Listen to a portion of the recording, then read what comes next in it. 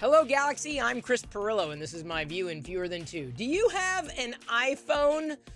How often do you upgrade that iPhone? I didn't upgrade mine for a number of years, and then I started to upgrade year over year because they started adding features that I thought were going to be useful. I don't really use the iPhone as a daily driver, but I do use it, if only as a continuity camera connected to my Mac to act as a webcam that everybody seems to love on live.pirillo.com there. Oh, sorry, I forgot to turn off my notifications.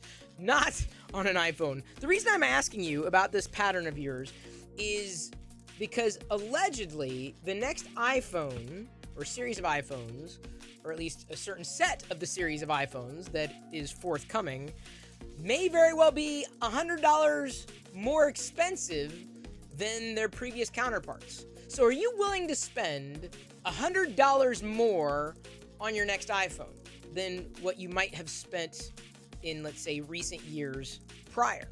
Is that a huge impact for you? $100? Is that the breaking point for you? Like, you're just not going to do it? Like, you're not going to pay for an app that's 99 cents. You'll use the free apps all the time on a phone that probably cost you $1,000. But no, you don't want to pay 99 cents. But is $100 too much to spend? I mean, not to say that, $1,000 wouldn't be too much to spend on an iPhone. If you're getting the value out of it, if you appreciate what it is that you bought, if you wanted it, you're not making a bad decision. This is not a judgment. It's a question.